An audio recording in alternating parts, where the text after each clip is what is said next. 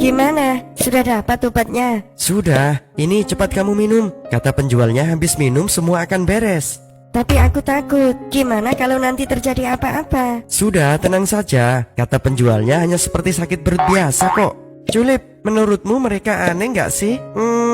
Iya sih, tapi apa ya kira-kira? Baiklah, janji ya, kamu tidak akan ninggalin aku sendirian di sini. Iya sayang, ayo cepatlah minum. Maafkan ibumu nak, ibu melakukan ini semua karena ibumu belum siap merawatmu. Dan ibu tidak ingin dipermalukan orang lain karena memiliki anak di usia muda dan bahkan belum menikah. Masya Allah Julip, jadi mereka itu mau melakukan aborsi dengan obat itu. Aborsi? Apaan tuh? Ya elah, itu seperti tindakan mengeluarkan janin yang belum waktunya, alias dipaksakan. Menggugurkan kandungan maksudnya. Betul, yuk capcus.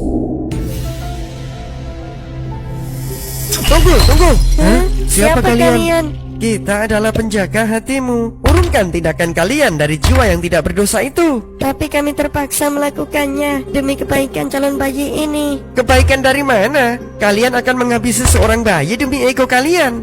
Tapi kami tidak siap menerima kenyataan ini. Lalu apa kalian siap menerima kenyataan di akhirat? Barang siapa yang melakukan yang demikian itu, niscaya dia mendapat pembalasan dosanya, yakni akan dilipat gandakan azab untuknya pada hari kiamat.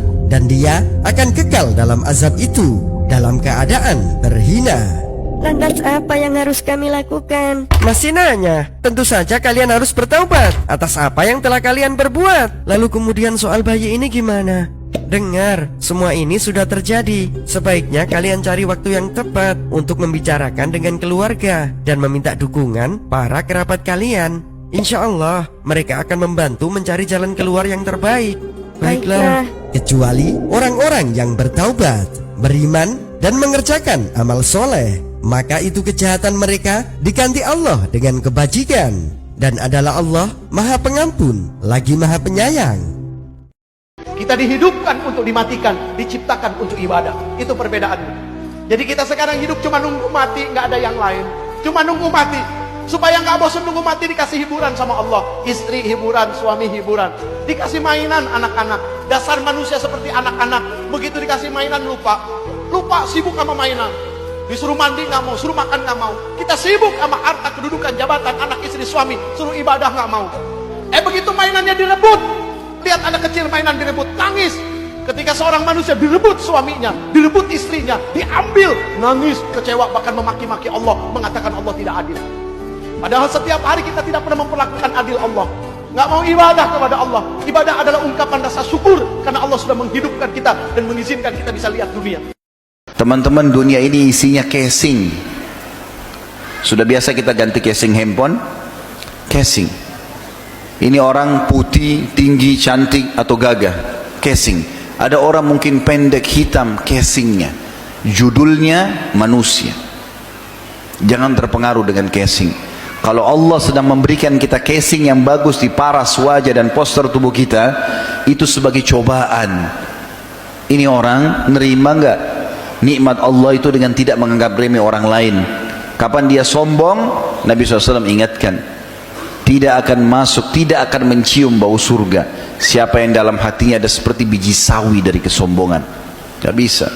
Allah berikan harta dengan orang yang tidak diberikan harta, beda casing saja. Orang yang makan di daun pisang dengan orang yang makan di piring emas, bedanya hanya casingnya.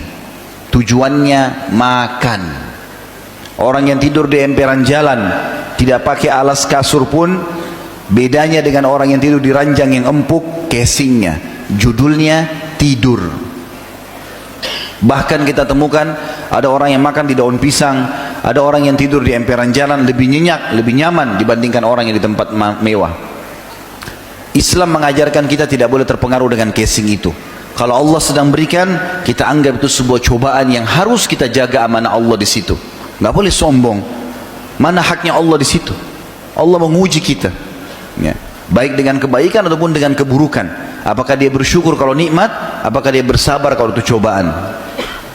Kita harus bisa menahan amarah. Jangan sedikit-sedikit kita marah. Ada apa sedikit kita marah. Marah itu adalah teman syaitan. Mudah-mudahan kita bisa menjadi orang yang bisa menahan amarah kita. Kita kalau melihat ada kesalahan, kita boleh menegur, bukan dengan marah. Tegurlah segala sesuatu dengan kasih sayang. Kalau kita bisa menegur sesuatu dengan kasih sayang, hasilnya saya kira lebih baik daripada kita menegur seseorang dengan amarah atau dengan marah. Insya Allah dengan kita sabar dan kita bisa menahan amarah kita akan menjadi manusia yang baik dan manusia yang dicintai oleh makhluk-makhluk Allah, dicintai pula oleh Allah pencipta semua makhluk, dan dicintai oleh manusia terbaik yaitu Nabi Muhammad sallallahu alaihi wasallam.